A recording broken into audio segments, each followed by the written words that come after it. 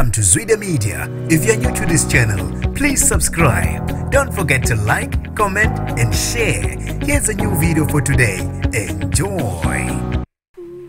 Kuvalwe amehlo kwenzeka isiphihli sengozi edlule emhlabeni nomuntu oyedwa kathi abathathu balimala kabuhlungwane esenzeke ku-N3 ngase Ethukela Plaza. Sanibonani nginibingelele ngiphinde nginamukele kuphina kuphi la nibola khona le video. Mangoqala usijonele likhasi wamwelekele igama lami usibonga konke wakandwandwe. Mawuthanda ungangibiza intatheli ka YouTube. Kushayisane itruck kanye nemonto encane kwalimala abantu abathathu kwathi oyedwa wadlula emhlabeni. Abezosizo liphuthumayo KZN EMS kanye neLady Smith ER24 baphuthume ngokusheshsha endabeni yesigameko bafica ke isiphihli isengozi. Abantu abathathu balimale kabuhlungana kodwa basizwe khona endaweni yesigameko. Icala lokubulala ngokungenhloso liyaphenywa amaphoyisa emva kokushona komuntu oyedwa ngesikhulu Isihluku khona endaweni yesigameko. Kanti ke abashayeli baxwayisilwe ngesimo sezulu esingesihle ezindaweni ezahlukahlukene khona la KwaZulu Natal. Kwathiwa ke bacelwa